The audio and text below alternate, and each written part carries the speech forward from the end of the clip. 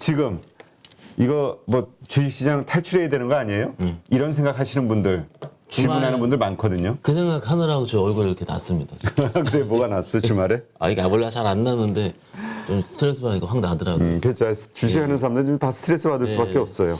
일단 이게 제 얼굴이 뾰루지가 3개 날 때 거의 저점이거든요. 그래? 지금 몇 개 났어요? 아직 하나 나가지고 제가 2개 더 기다려야 되네. 농담이고요. 오늘 주제를 제가 주말 사이에 이제 스터디를 하면서 뭘 잡을까 고민을 많이 했는데 그래도 오늘이 5월 첫날이고요.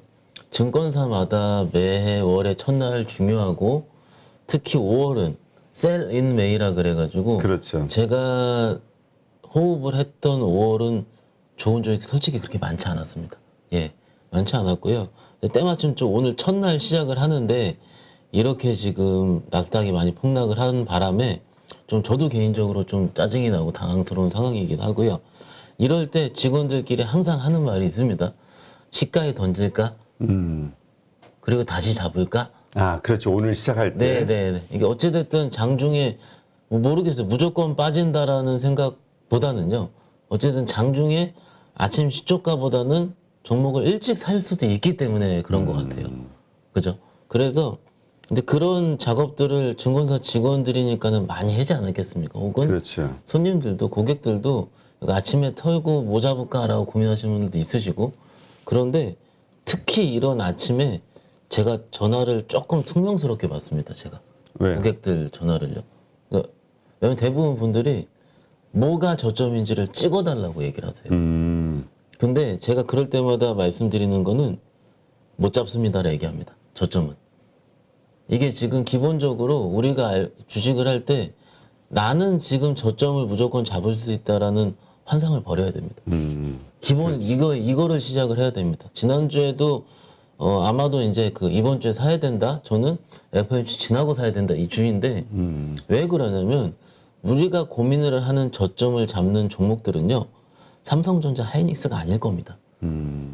아니고 조금 심하게 물려있는 중소형주 단에서 지난주 실적 발표에서 부러진 IT 종목이라든지 이런 것들을 원할 거거든요. 그러면 그런 종목들이 돌아서 바닥을 찍을 때는요. 잘 생각을 해보세요. 삼전 하이닉스, 현대차 같은 큰 종목들이 바닥을 찍고 돌린 다음에 그 다음에 시장이 좀 안정화되면 그 다음에 돌리게 됩니다. 그러면은 여러분들께서 오늘 자른다 하면은 최저점에 자를 확률도 높습니다. 물론 종목마다 다릅니다. 다른데 제가 여태까지 수십 번도 작아요. 한 수백 번을 이런 시즌에 자르고 새로운 걸 잡으려고 했는데 저는 엇박자탄 적이 더 많았었던 거예요. 그게 쉽지 않죠. 예, 그래서 일단은 무엇을 잘라야 된다라기보다는 만약에 이런 건 있습니다. 내가 진짜 좋은 종목을 냅두고 내가 정말 여태까지 좀 싫었던 종목들, 내 계좌에 좀 이렇게 굉장히 좀 싫어했던 종목들이 몇 개 있을 거예요. 그런 것들은 이럴 때 한 번씩 자르고 그 좋은 종목을 갈아타긴 맞습니다. 하지만은 지금 내가 저스트 인 타임으로 뭔가 어떤 종목을 내가 나이스하게 아침에 팔고 밑에서 사고 소위 근데 그런 걸 하기에는 우리 투자자분들 혹은 뭐 제가 잘 못하나요? 저도 그런 걸 많이 안 해봤죠. 근데 저는 그런 거 잡는 건 조금 어렵다라고 먼저 말씀을 드리고 잠깐 화면 보면서 말씀을 드리자면 뉴스단을 봤을 때 굉장히 많은 약세의 근거를 나스닥이 빠져서 그랬다라는 거고 고점 대비해서 20% 빠졌다라는 약세론의 근거로 얘기를 합니다.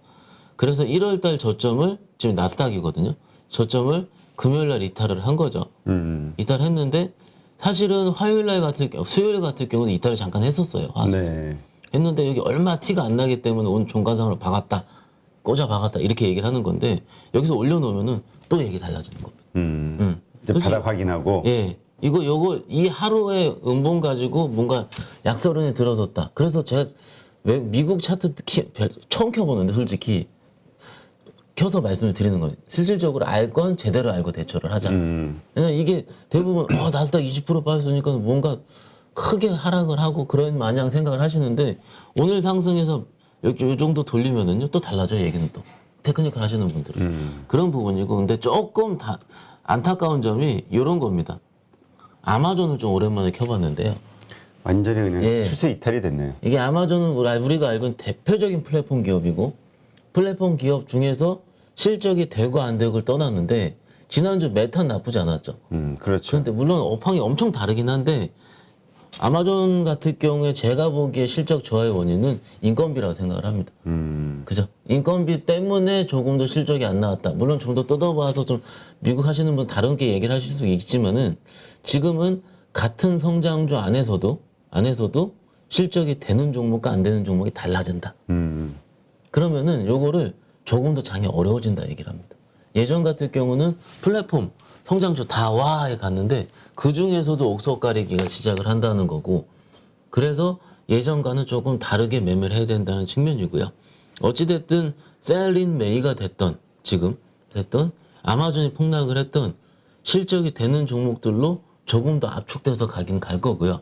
그거는 우리 시장에서도 역시 같이 좀 통용이 되고 있기 때문에 오늘 시장 좀 살펴봐야 될 것 같고 아마도 오늘 시장은 조금 더 개파락을 해서 시작할 확률이 높습니다. 당연하겠죠. 그렇죠. 미국 그렇죠, 빠졌으니까. 지금. 그런데 더 중요한 거는 미국 나스닥 선물 지수가 좀 더 중요하기 때문에 오히려 아침에 한다고 선물이 플러스 나는데 이런 식으로 뭔가 내가 무조건 물량을 다 던지고 다시 잡아야지 이렇게 생각하시는 것도 조금 지금 대부분 제가 어제 쭉 살펴보니까는 다른 웬만한 유튜브에서 던질까 이거 굉장히 많이 회자가 되긴 되더라고요. 근데 내용을 들어보면 내용은 굉장히 좋아요.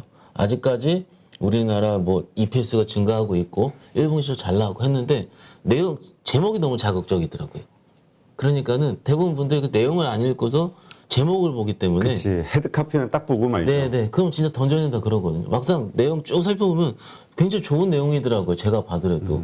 물가지표 확인을 해야 되는 고점을 찍었고 여러 가지 내용이 나오는데 꼭 헤드카피만 보고 생각하실 필요도 없고요. 어찌됐든 시초에 잘 보자. 요거에서부터 말씀드리는 시작을 해보도록 하겠습니다. 네, 알겠습니다. 지금 원달러 환율, 이제 미국 10년물 국채금리 뭐 이것도 뭐 계속 좀 불안한 모습을 보이고 있으니까 거기다 이제 빅스텝 이번 주 그래서 이제 뭐 곳곳에 지뢰밭이다 뭐 이렇게 표현하시는 분들도 있는데 네, 일단 자 지금 폭락 결국은 개별단의 그 기업 실적에서 왔다. 그러니까 이제 어떤 기업은 좋을 수도 있고 어떤 기업은 나쁠 수도 있고 한데 그거에 따라서 정말 희비가 쫙쫙 엇갈려요. 네. 일단 지난주 우리 찜시장 시간에도 아마 얘기를 드렸을 텐데 너무나도 냉정하게 패요. 특히 이제 시장이 안 좋은 실적 발표 시즌에는 조금 더 그게 급하게 그렇게 빠집니다. 그렇기 때문에 일단은 실적 발표 시즌이 이제 미국은 저는 지난주에 거의 다 끝났고요. 우리 시장에서도 IT 대형주들은 거의 다 끝났고 이제 5월 초부터 다음 주까지는 IT라든지 다른 발표 안 한 중소형주 종목들이 발표를 할 거거든요. 그래서 그 종목 시즌만 항상 지나갔으면 바람을 하고요. 저는 이제 실적 발표 시즌에 제가 저번 11월 달에도 말씀을 드렸고 올해 2월, 1월에도 말씀을 드렸는데 실적 발표 시즌에 제가 달력에 항상 써놔요. 3개월마다. 주식을 올해 오버나잇 하지 말자라고 써놔요. 왜냐하면 실적 발표 시즌에는 매매가 잘 안 됩니다. 왜냐하면 하다가 부러지니까는. 그런데 5월, 15일 이후에는 조금 달라집니다. 또. 왜냐하면 실적 발표 다 끝나니까는요. 그때가 우리 개인 투자자분들 매매하시는데 조금 더 편할 수 있을 거라 말씀을 드리고요. 네. 나온 김에 좀 일정부터 먼저 말씀드릴까요? 네. 좀 화면 보면서 말씀을 드리자면 이게 더 중요하실 것 같아서 삼성증권 위클리에서 좀 자료를 좀 뽑아봤고요.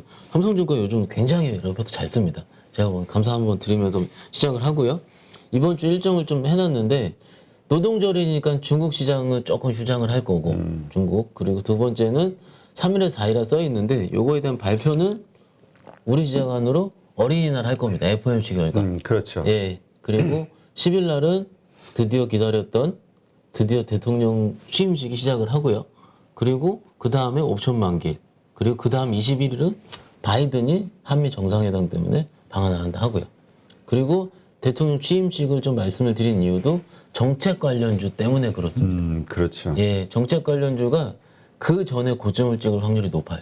실적이 없이 했던 종목들은. 그게 어디가 있을까요? 대부분 원전주 뭐 이런 거? 그렇죠. 근데 원전은 실체가 있는 원전은 괜찮아요. 그런데 이게 실체가 없이 움직였던 종목들이 꽤 있습니다. 예를 들어서 UAM 쪽이라든지 이런 쪽은 굉장히 시가총액이 작기 때문에 그 정책이 나올 때마다 지금 종목들 보면은 웬만한 그 인수위 일정에 따라 움직이거든요. 그런데 요거는 이제 10일 날이 지나고 나면은 그 전후로 일단 테마성의 속성에 따라서 어느 정도는 마무리되고 실적주로 바뀔 확률이 높다라고 말씀을 좀 드리는 거고, 요 밑에 기타 이슈 보시면은 중요한 게 있죠. 오늘이죠. 마스크 야외 의무 해제. 드디어 이제. 예. 근데 벗고 다닐 것 같아요? 저는 벗을 겁니다. 아 그래요? 예. 나는 밖에서는. 예. 난 찜찜해가 그냥 계속 그냥 편해져가지고 아, 그렇죠. 쓰고 다닐 것 같아. 근데 이제 더워지면 또 달라질 수 있을 것 하긴 같아요. 뭐 땀 나고 예, 그러면. 예. 그리고 조금 요 밑에 보면은 러시아 전승 기념이라고 보시죠. 네. 이게 저 오늘 신문을 보면서 아침에 오면서 기사를 보면서 조금 실망을 좀 했습니다. 기사를 보면서. 왜냐하면 저는 내심 마음속으로 요때 9일날 뭔가 좀 다른 전쟁의 기운이 바뀔 거라 생각을 했거든요. 뭔가 끝나는 쪽으로. 맞아요. 무조건 끝나야 됩니다. 근데 오늘 제가 좀 더 자세히는 못 읽었는데 보니까는 그 오히려 좀 더 전면전일 그렇지. 확률이 높다는. 이제까지는 특수 작전이었는데 네, 네. 전면전으로 갈 가능성, 자존심 때문에. 네, 9일날 이게 더 세게 간다라는 게 나와서 이렇게 되면은 저처럼 이전에 좀 매매 스탠스를 바꾸게 했었던 사람들이 있을 겁니다. 저는요, 9일 이전 이후, 왜냐면 9일이 이후에 대부분 우리 옵션 만기일부터 시작을 해서 요 5월 한 2주차, 다음 주차에 진짜 많이 몰려있거든요. 오히려 이번 주는 괜찮아요. 제가 MC원, FMC는 다 아는 거기 때문에. 근데 다음 주에 우리 대통령 취임식도 있고요. MSCI 반기 리뷰도 있고요. 그리고 9일날 이슈도 있고 엄청나게 많거든요. 그래서 그 전후를 통해서 좀 저도 이제 종목을 교체해봐야겠다 이런 생각을 했는데, 요러면은 또 비슷해지는 거예요. 그렇죠. 예. 그러니까 계속 지금 그 뭐지? 그 불안에 대한 공포 이런저런 뭐 인플레이션 이런저런 이슈로 계속 또 같이 가는 거죠. 네네. 그래서 일단은 지금 좀 고민이 되는 상황이긴 한데, 말을 나온 김에 삼성증권 레포트를 조금 인용을 해드릴게요. 아까 제가 말씀드린 내용이랑 거의 비슷한 내용인데 이 내용은 진짜 오랜만에 저도 회자가 되는데요. 그냥 짧게 말씀을 드릴게요. 네. 글로벌 시장은 20년에서 21년도 유동성 장세 지나가면서 실적 장세를 지나서 지금은 역금융 장세를 지나는 중이다. 그러게 역금융 정세 이제 약세장은 아예 기정사실화 하는 것 같아요. 그러면 이 정도면 거의 기정사실화예요. 왜냐하면 레포트에 이런 그 단어를 쓰기가 굉장히 어렵습니다. 항상 역금융 장세가 지나는 중에도 쓰기가 어려워요. 그래서 항상 제가 봤을 땐 어떤 식의 레포트가 많이 기억이 나는 역금융 장세 드디어 끝났다. 이게 더 많았어요. 근데 지금 지나는 중이기 때문에 기업 실적 피크아웃 우려, 밸류에이션 부담이 없고 저평가되었는데 실적 개선이 될 종목으로 포트폴리오 압축해야 된다. 이거 다 하는 얘기거든요. 그렇죠. 근데 이게 조금 더 중요한 시기가 오는 것 같다 해요. 삼성증권에서는. 그래서 굉장히 좀 저도 좀 어떻게 보면 감명 깊게 혹은 제대로 읽었고요.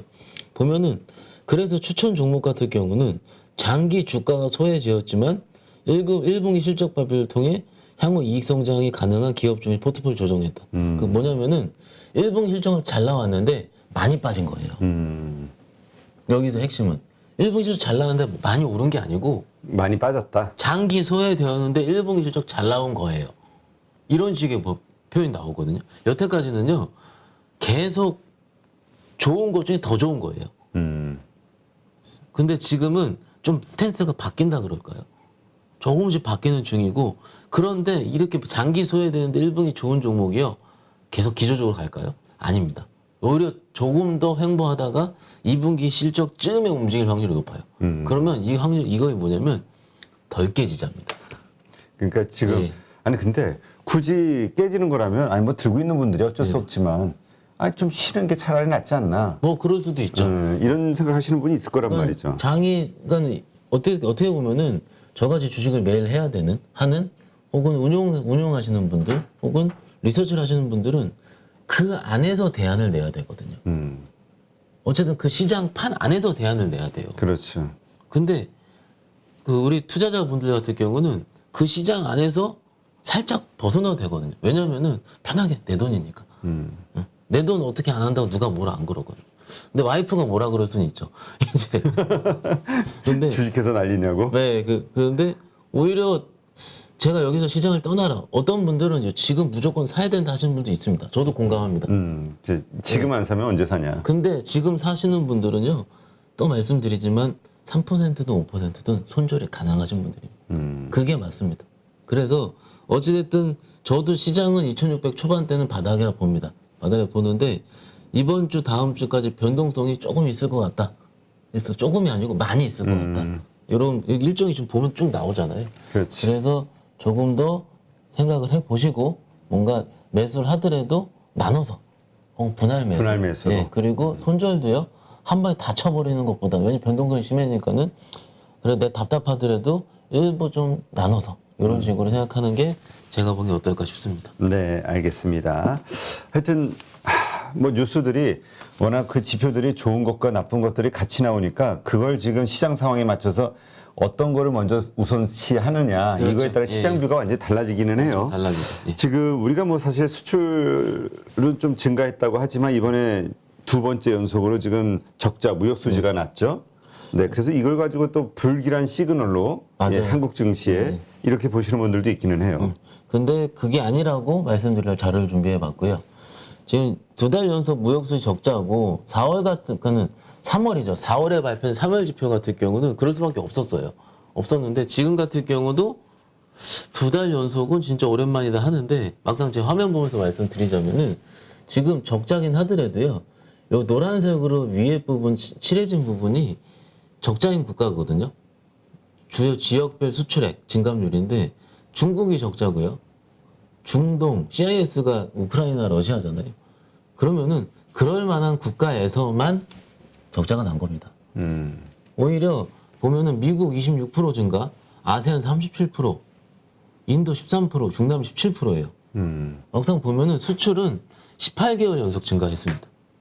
그리고 작년 4월 수출이 40% 이상 증가하는 점도 어떻게 보면 재작년 4월 달에 발표한 지수가 안 좋았겠죠. 코로나 때문에. 근데 작년 4월에 발표한 지수는 수출이 40% 증가를 했대요.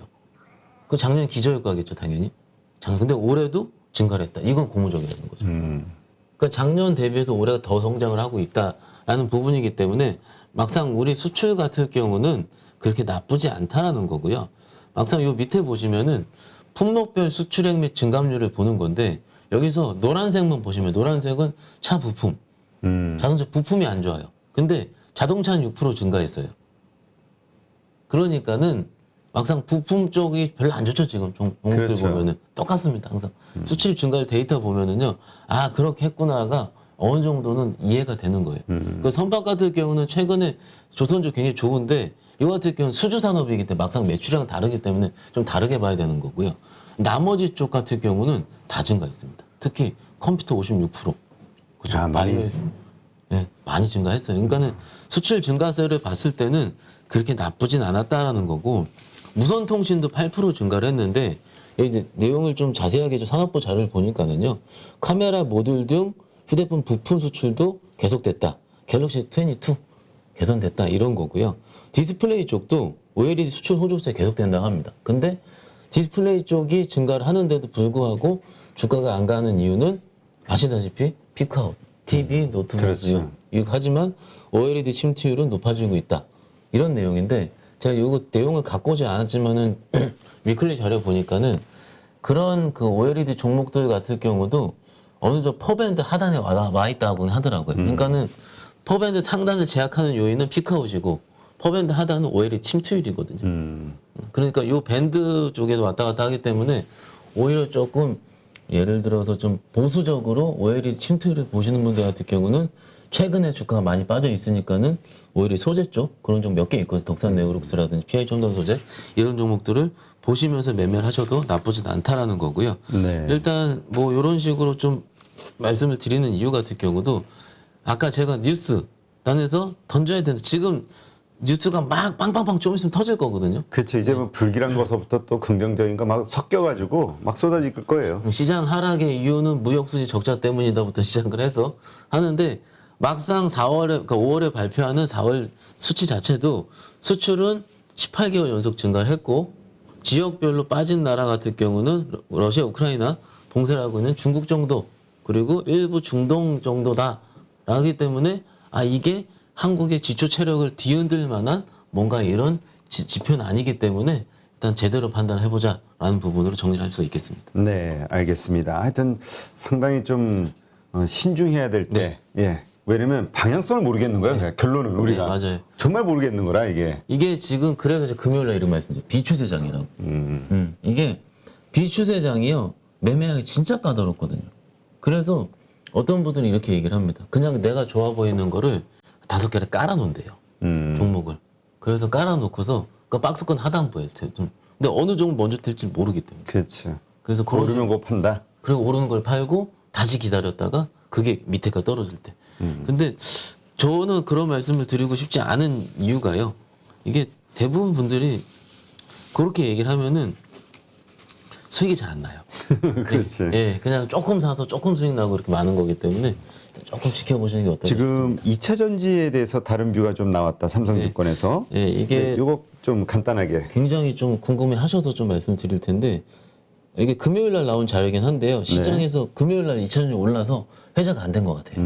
그래서 좀 말씀드리자면 이것 때문에 빠진다 이런 말씀은 아니고 다른 뷰를 꼭 아셔야 된다. 그래서 지금 왜냐면 다 당연히 2차 전지는 앞으로 전기차가 확대되는 시장에 맞춰서 커질 수밖에 없다. 네. 이게 이제 우리 기본 믿음이니까. 네. 근데 빠질 때는 꼭 이런 뷰가 뉴스상에 회자가 될 거거든요. 그래서 이런 것도 있다 정도인데요. 지금 한국 소재 및 2차전지 업체들은요. 중국 최근 거를 합산해 보면은 거기보다 20% 아웃퍼폼했다고 합니다. 주가가 중국보다 좋아요. 2차전지 업체들. 물론 코리아 주식보다 그러니까 전체 지수가 중국보다 코리아가 최근 덜 빠진 건 맞습니다. 그러긴 하지만은 중국 대비 20% 아웃퍼폼했다는 점은 조금 펀더멘털 측면에서는 어렵다. 전방 전기차 시장만 보면은 중국이 지금 현재 유로에 비해서 판매 호조를 보이고 있다고 합니다. 그러니까 어찌됐든 중국이 봉쇄를 하더라도 최근에 나온 데이터들 같은 경우는 전기차는요 중국이 더 잘 팔아요. 그러니까 우리가 경쟁력이 중국의 경쟁력이 뛰어나다. 그러니까 중국의 안에서 잘 팔리는 거죠. 막상 그 점유율을 봤을 때.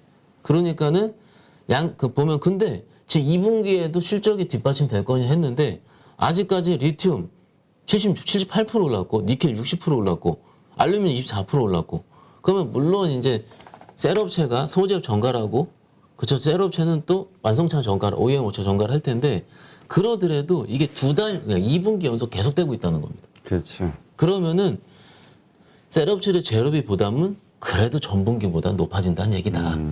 라는 거예요.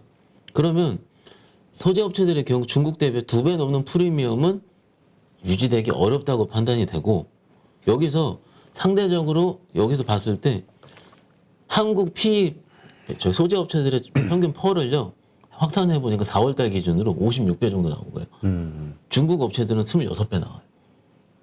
2배. 어찌됐든 근데 대부분 소재업들이 갈 때 어떻게 갑니까? 아시죠? 24년도 실적 땡겼다 2020년 하는데 미리 몇 년치를 땡겨다가 상승의 이유로 삼으니까. 근데 이 증권사 입장에서 얘기는 밸류에이션 부담이 상대적으로 있으니 지금 그 안에서 뭔가 트라이를 해볼 거면은 상대적으로 그 안에서 부담 적은 거. 그러니까 지금 모든 게 핵심이 그거 같아. 그냥 싼 거. 그 안에서. 그죠? 2차 전지 안에서. 그러니까 어쨌든 싼 건데 2차 전지도 싼 건 비싼데 싼 거. 해서 소재 안에서는 한솔케미칼이 좀 덜 올라갈 거 생각을 하거든요. 근데 한솔케미칼이 최선호다 이렇게 얘기를 했어요. 그러니까 종목은 빼더라도 지금 시장이 대부분 아까 서두랑 지금 똑같은 얘기를 드리는 거예요. 저는 뉴스와 팩트를 제대로 알고 대응을 하자라고 말씀드릴 수 있겠습니다. 네. 그러니까 사실 이제 뉴스에 휘둘리면 안 되는. 네. 왜냐면 우리가 특히 헤드카피가 좀 자극적이다 보니까. 어쩔 수 없는 것 같아요. 네, 어쩔 수 없어요. 예, 예. 그 신문사들도 클릭을 벌어야지 먹고 사니까. 그러니까 거기에 너무 현혹되지 말고 정확하게 그러니까 당황하지 말고 맞아요. 팩트를 좀 체크해 보자. 이게 더 변동성이 심할수록 우리 심리가 불안해지니까 맞습니다. 이게 또 잘못된 어떤 결정 내리는 이유가 되기도 하죠. 네.